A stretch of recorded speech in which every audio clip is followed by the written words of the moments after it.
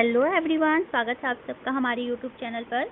तो आज हम लोग मध्यकालीन भारत में विजयनगर व बहमनी साम्राज्य के एमसीक्यूज क्वेश्चन को देखने वाले हैं, जो कि बहुत ही इंपॉर्टेंट है। तो आइए शुरुआत करते हैं। विजयनगर राजवंश का पहला क्वेश्चन है, विजयनगर साम्राज्य की स्थापना किसने की थी? विजयनगर साम्राज्य की स्थापना किसने की थी? तो हमारा सही आंसर हो जाएगा, विजयनगर साम्राज्य की स्थापना हरिहर और बुक्का ने की थी। ऑप्शन सी हमारा सही आंसर है। मोहम्मद बिन तुगलक द्वारा दक्षिण में कंपीली में हुए विद्रोह को दबाने के लिए भेजे गए सेनापति हरिहर एवं बुक्का ने संत विद्यारण्य की प्रेरणा से 1336 ईस्वी में विजयनगर साम्राज्य की स्थापना की थी।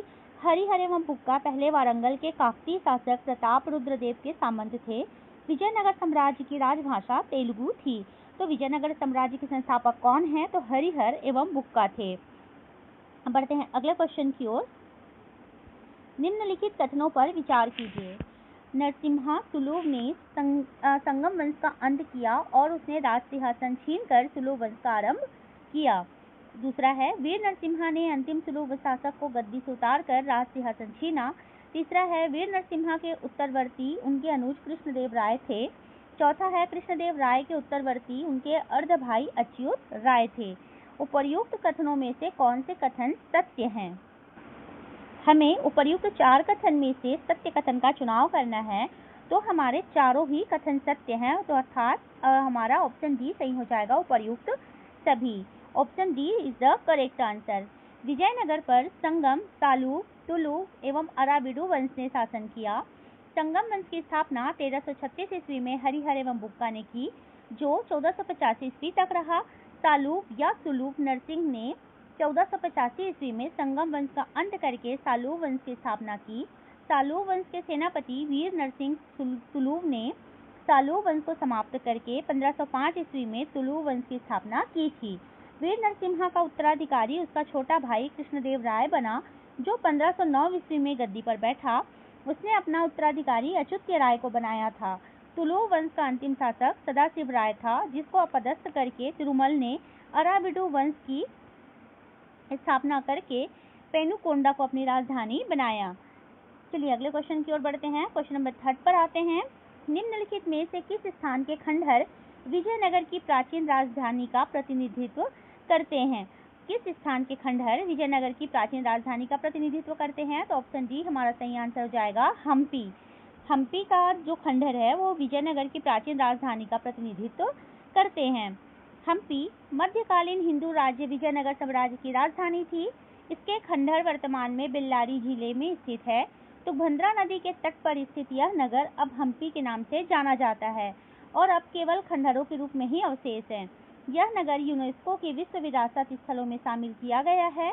हम्पी में कृष्णदेव राय के शासनकाल में निर्मित हजारा राम मंदिर वास्तुकला का उत्कृष्ट उदाहरण है। क्वेश्चन नंबर 4 पर आते हैं।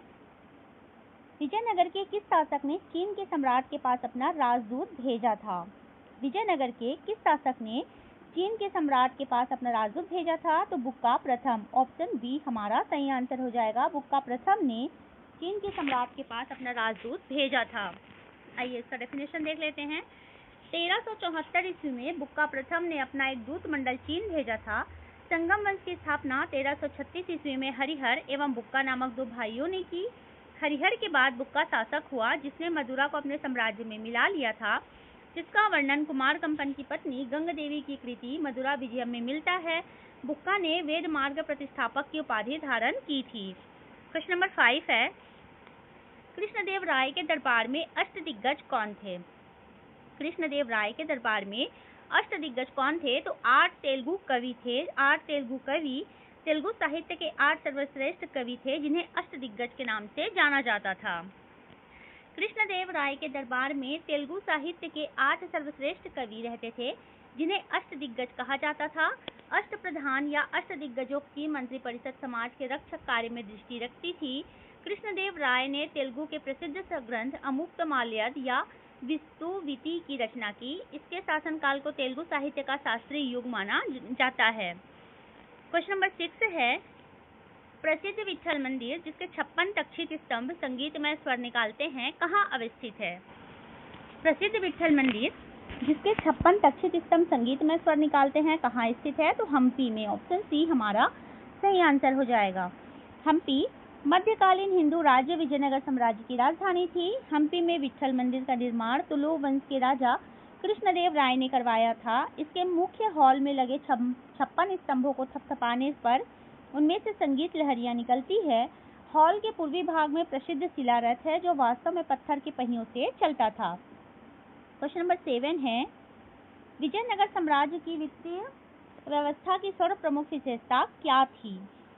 तो विजयनगर साम्राज्य की वित्तीय व्यवस्था की सर्व प्रमुख विशेषता थी भू राजस्व। ऑप्शन बी हमारा सही आंसर है। विजयनगर साम्राज्य की वित्तीय व्यवस्था मुख्यतः भू राजस्व पर आधारित थी। उन्होंने भूमि की पैमाइश कराई और बंजर तथा सिंचाई वाली भूमि पर पृथक पृथक कर लगाए। चुंगी, राजकीय भेंट, आर्थिक दंड तथा आयात पर निर्धारित कर उनकी आय के अन्य साधन थे। विजयनगर साम्राज्य में मकानों, घोड़ों, पालतू पशुओं और वृक्षों पर भी कर लगाए जाते थे। क्वेश्चन नंबर 8 है, 1565 ईस्वी में कौन सा प्रसिद्ध युद्ध हुआ था? 1565 ईस्वी में तालीकोटा का युद्ध हुआ था। ऑप्शन डी हमारा सही आंसर है। 1565 ईस्वी में तालीकोटा का युद्ध हुआ था। 1565 ईस्वी में विजयनगर के विरुद्ध दक्कन के मुस्लिम राज्यों ने एक सैनिक गठबंधन की स्थापना की, जिसने विजयनगर को 1565 ईस्वी में तालीकोटा या राक्षसी तंगड़ी के युद्ध में पराजित किया। इस युद्ध के समय विजयनगर का शासक सदाशिव राय था। बहमनी राज्य की संयुक्त सेना में बीजापुर, अहमदनगर, गोलकुंडा और बिदर की सेनाएं भी शामिल थीं। क्वेश्चन नंबर 9 है, वैदिक ग्रंथों के भाष्यकार सायण को आश्रय प्राप्त था। वैदिक ग्रंथों के भाष्यकार सायण को किसका आश्रय प्राप्त था? तो विजयनगर राजाओं का आश्रय प्राप्त था। वैदिक ग्रंथों के भाष्यकार सायण को विजयनगर राजाओं का आश्रय प्राप्त था। विजयनगर के राजाओं द्वारा वैदिक ग्रंथों के भाष्यकार सायण को आश्रय प्रदान किया गया था। विजयनगर के शासक बुक्का प्रथम के संरक्षण में विद्वान मंडली ने प्रसिद्ध भाष्यकार सायण के नेतृत्व में वैदिक संहिता, ब्राह्मण एवं अरण्यक पर टीका लिखा। ये 24 वर्षों तक विजयनगर साम्राज्य के सेनापति एवं अमात्य रहे। अगला क्वेश्चन है, क्वेश्चन नंबर 10 है, अब्दुल रजाक किसके शासनकाल में विजयनगर आया था? अब्दुल रजाक किसके शासनकाल में विजयनगर आया था? तो देवराज द्वितीय के शासनकाल में अब्दुल रजाक जो फारसी यात्री था वो विजयनगर साम्राज्य आया था। फारसी यात्री अब्दुल रजाक 1442 से 46 ईस्वी में संगम वंश के शासक देवराय द्वितीय के शासनकाल में विजयनगर आया था। यह ईरान के शासक मिर्जा शाहरुख का राजदूत था। कृष्णदेव के शासनकाल में पुर्तगाली यात्री दुआर्टो बारबोसा व डोमिंगो पायस आए थे। फर्नाओ नूनीज पुर्तगाली यात्री, इतिहासकार और घोड़ों का व्यापारी था जो अच्युत राय के शासनकाल में विजयनगर आया था। बहमनी शासक मोहम्मद रिजी के शासनकाल में आने वाले रूसी यात्री अथानासियुस निकितीन ने राक्षसी तंगड़ी या तालीकोटा या बन्नी हट्टी का युद्ध का वर्णन किया है। अगला क्वेश्चन है बहमनी राजवंश से क्वेश्चन है। क्वेश्चन नंबर 11 है, बहमनी राजवंश का पहला क्वेश्चन है, बहमनी राज्य का संस्थापक कौन था? बहमनी राज्य का संस्थापक कौन था? तो अलाउद्दीन बहमन शाह बहमनी राज्य का संस्थापक था। अलाउद्दीन बहमन शाह बहमनी राज्य का संस्थापक था। बहमनी राज्य की स्थापना 1347 ईस्वी में मोहम्मद बिन तुगलक के शासनकाल में हसन गंगू ने की थी। अलाउद्दीन बहमन शाह ने गुलबर्गा को अपनी राजधानी बनाया तथा उसका नाम बदलकर अहसानाबाद कर दिया। उसने साम्राज्य को 4 प्रांतों गुलबर्गा कर्नाटक में, दौलताबाद महाराष्ट्र, बरार महाराष्ट्र और बीदर कर्नाटक में विभाजित किया था। बीजापुर किसके लिए प्रसिद्ध था? बीजापुर किसके लिए प्रसिद्ध था? तो गोल गुंबद के लिए प्रसिद्ध था। बीजापुर गोल गुंबद के लिए प्रसिद्ध था। गोल गुंबज या गोल गुंबद बीजापुर के सुल्तान एवं बहमनी शासक मोहम्मद आदिल शाह का मकबरा है जो कर्नाटक राज्य में स्थित है। इसका निर्माण फारसी वास्तुकार याकूत ने 1565 ईस्वी में करवाया था। यहाँ का गुंबद विश्व का दूसरा सबसे विशाल अर्धवृत्ताकार गुंबद है। क्वेश्चन नंबर 13 है, मरमर विधि से गोल गुंबज का निर्माण किस शासक द्वारा किया गया था? मरमर विधि से गोल गुंबज का निर्माण किस शासक द्वारा किया गया था? तो मोहम्मद आदिल शाह द्वितीय के द्वारा किया गया था। ऑप्शन बी हमारा सही आंसर है। कर्नाटक राज्य के बीजापुर में स्थित गोल गुंबज का निर्माण कार्य बहमन शासक मोहम्मद आदिल सादविती के शासनकाल के समय ही प्रारंभ किया गया था, जबकि इसका निर्माण अली आदिल सादविती के शासनकाल के दौरान पूर्ण हुआ था। क्वेश्चन नंबर 14 है, निम्नलिखित में से किसने बीदर में मदरसे का निर्माण कराया? इस्माइल शाह, महमूद गवाह, अहमद शाह या हसन गंगू? तो हमारा सही आंसर हो जाएगा महमूद गवाह। बीदर में मदरसे का निर्माण महमूद गवाह ने करवाया था। बीदर में मदरसे का निर्माण महमूद गवाह ने करवाया था। महमूद गवाह मोहम्मद सादविती के शासनकाल में ख्वाजा जहां की उपाधि धारण कर प्रधानमंत्री बना था। बढ़ते हैं अगले क्वेश्चन की ओर। विश्वविख्यात कोहिनूर हीरा किस खान से निकाला गया था? तो विश्वविख्यात कोहिनूर हीरा गोलकुंडा के खदान से निकाला गया था।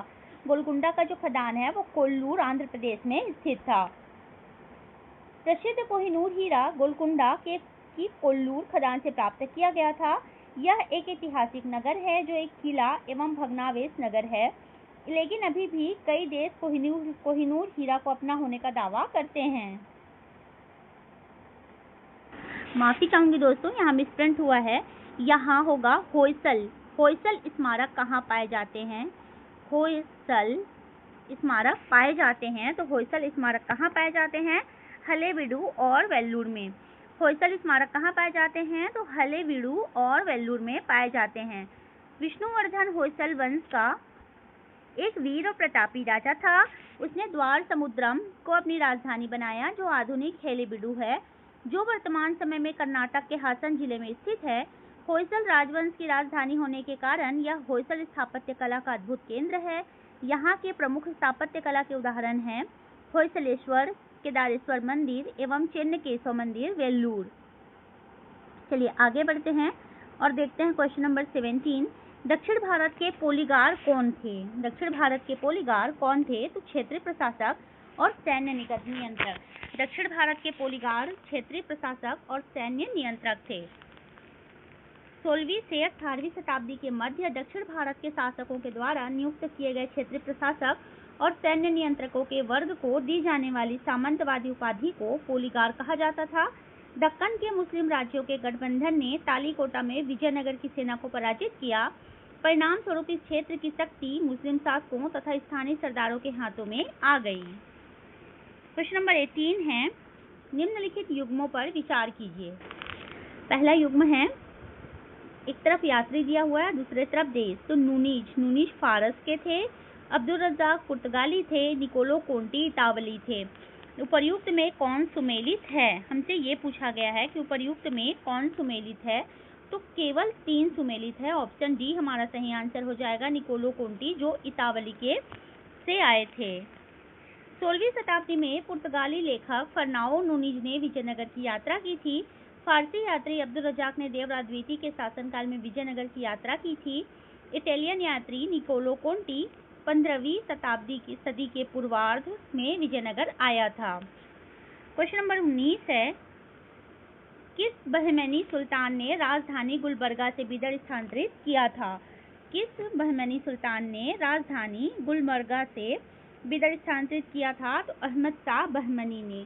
अहमद शाह बहमनी ने अपनी राजधानी गुलबर्गा से बीदर स्थानांतरित कर लिया था। अहमद शाह ने वारंगल पर आक्रमण किया और उसके अधिकृत प्रदेशों को अपनी सल्तनत में मिला लिया। नवविजित प्रदेशों पर अपने शासन को सुदृढ़ करने के लिए वह राजधानी गुलबर्गा से बीदर ले गया। इसके पश्चात उसने मालवा, गोंडवाना तथा कोंकण की ओर ध्यान दिया। प्रसिद्ध सूफी संत गेसुद राज की संगति के कारण उसे वली या संत भी कहा जाता था। अगला क्वेश्चन है, विजयनगर के राजा कृष्णदेव राय ने गोलकुंडा का युद्ध किस राजा के विरुद्ध लड़ा था? ऑप्शन ए हमारा सही आंसर हो जाएगा, कुली कुतुब शाह। विजयनगर के राजा कृष्णदेव राय ने गोलकुंडा का युद्ध कुली कुतुब शाह के विरुद्ध लड़ा था। विजयनगर के राजा कृष्णदेव राय ने ही गोलकुंडा का युद्ध गोलकुंडा के सुल्तान कुली कुतुब शाह के साथ लड़ा था। गोलकुंडा के में कुतुब शाही वंश की स्थापना कुली कुतुब शाह ने की थी। जब कृष्णदेव राय उड़ीसा के साथ युद्ध में व्यस्त थे, तब कुतुब शाह ने विजयनगर की सीमा पर स्थित पांगल और गुंटूर के दुर्ग पर आक्रमण किया तथा वारंगल, कोंडविदु के आदि किलों पर अधिकार कर लिया। इसके बाद उसने विजयनगर पर आक्रमण करने का प्रयास किया। कृष्णदेव राय और कुतुब शाह के बीच संघर्ष हुआ जिसमें कुतुब शाही सेना पराजित हुई थी। अगला क्वेश्चन है, विजयनगर का प्रसिद्ध हजारा मंदिर किसके शासनकाल में निर्मित हुआ था? विजयनगर का प्रसिद्ध जो हजारा मंदिर है वह किसके शासनकाल में निर्मित हुआ था? तो ऑप्शन ए हमारा सही आंसर हो जाएगा, कृष्णदेव राय के शासनकाल में निर्मित हुआ था। हजारा मंदिर कर्नाटक के हम्पी में स्थित था। हजारा राम मंदिर कृष्णदेव राय ने बनवाया था। यह मंदिर महाकाव्य रामायण की कहानी को दर्शाते हुए सुंदर स्मृति चिन्ह और पैनलों के लिए प्रसिद्ध है। क्वेश्चन नंबर 22 है, कूट आधारित क्वेश्चन है जो हमारे एग्जाम में बनते हैं। पुर्तगाली लेखक नूनीज के अनुसार विजयनगर साम्राज्य में महिलाएं निम्नलिखित किन क्षेत्रों में निपुण थी? कुश्ती, ज्योतिष शास्त्र, लेखाकरण या और भविष्यवाणी। नीचे दिए गए कूट का प्रयोग कर सही उत्तर चुनिए। तो पुर्तगाली लेखक नूनीज के अनुसार विजयनगर साम्राज्य में महिलाएं किन क्षेत्रों में निपुण थीं? तो विजयनगर साम्राज्य में महिलाएं कुश्ती में, लेखाकरण में, ज्योतिष शास्त्र में और भविष्यवाणी इन चारों में ही निपुण थी। इसके अकॉर्डिंग हमारा आंसर डी हो जाएगा 1, 2, 3 और 4। पुर्तगालीज का डेफिनेशन देखते हैं। पुर्तगाली लेखक नूनीज ने तुलु वंशी शासक अच्युत देव राय के शासनकाल में विजयनगर की यात्रा की। इसने विजयनगर को विश्वनाथ की संज्ञा दी थी। उसने विजयनगर साम्राज्य का विस्तृत भ्रमण किया और वहां के राजनीतिक, सामाजिक, धार्मिक, आर्थिक और सांस्कृतिक दशा का विस्तृत वर्णन किया। इसके अनुसार विजयनगर साम्राज्य की महिलाएं भी कुश्ती, ज्योतिष शास्त्र, लेखाकरण एवं भविष्यवाणी में निपुण थीं। चलिए आगे बढ़ते हैं, क्वेश्चन नंबर 23 पर आते हैं। क्वेश्चन नंबर 23 भी कूट आधारित क्वेश्चन है। निम्नलिखित में से कौन महाभारत के तेलुगु अनुवादों के लिए विख्यात है? नीचे दिए गए कूट में से सही उत्तर चुनिए। कंबन, कुट्टन, नन्नय या टिक्कन। तो कौन महाभारत के तेलुगु अनुवादों के लिए विख्यात है? तो ऑप्शन सी सही हो जाएगा, नन्नय और टिक्कन। 3 नेम एवं 4 सही हो जाएगा। 11वीं और 14वीं शताब्दी ईस्वी के मध्य महाभारत का अनुवाद कवियों की त्रिमूर्ति द्वारा किया गया, जिन्हें कवियत्रम के नाम से जाना जाता है, जो नन्नय, टिक्कन और यररन थे। नन्नय आंध्र प्रदेश के कवि थे। उन्होंने महाकाव्य महाभारत का तेलुगु भाषा में अनुवाद करने का कार्य प्रारंभ किया। बाद में टिक्कन ने इसका अनुवाद कार्य संभाला। क्वेश्चन नंबर 24 है, किसके राज्य में कल्याण मंडप की रचना मंदिर निर्माण का एक विशिष्ट अभिलक्षण था? किसके राज्य में कल्याण मंडप की रचना मंदिर निर्माण का एक विशिष्ट अभिलक्षण था? तो विजयनगर। ऑप्शन डी हमारा सही आंसर हो जाएगा। विजयनगर साम्राज्य में कल्याण मंडप की रचना मंदिर निर्माण का एक विशिष्ट अभिलक्षण था। 14वीं से 16वीं शताब्दी के दौरान विजयनगर साम्राज्य दक्षिण भारत का एक प्रमुख साम्राज्य था। साम्राज्य अपनी वास्तुकला और सांस्कृतिक उपलब्धियों के लिए जाना जाता था। मंदिरों का निर्माण साम्राज्य की संस्कृति का एक अभिन्न अंग होने के साथ मंदिर निर्माण में कल्याण मंडप एक उल्लेखनीय विशेषता थी। मंडप विवाह और अन्य शुभ समारोह के आयोजन के लिए जगह प्रदान करता था। इसे जटिल नक्काशी और मूर्तियों के साथ बनाया गया था, जो साम्राज्य के कलात्मक और स्थापत्य कौशल को दर्शाता है। क्वेश्चन नंबर 25 है और इस वीडियो का लास्ट क्वेश्चन है, निम्नलिखित में से कौन किताबे नौरस नामक पुस्तक का लेखक था? तो इब्राहिम आदिल शाह द्वितीय। हमारा आंसर ये हो जाएगा, इब्राहिम आदिल शाह द्वितीय किताबे नौरस नामक पुस्तक का लेखक था। इब्राहिम आदिल शाह द्वितीय बीजापुर सल्तनत के शासक थे। इन्होंने किताबे नौरस नामक पुस्तक दक्कनी भाषा में लिखी थी। तो चलिए दोस्तों, मिलते हैं नेक्स्ट वीडियो में नए टॉपिक के साथ। आज की वीडियो में बस इतना ही। तब तक के लिए धन्यवाद। जय हिंद।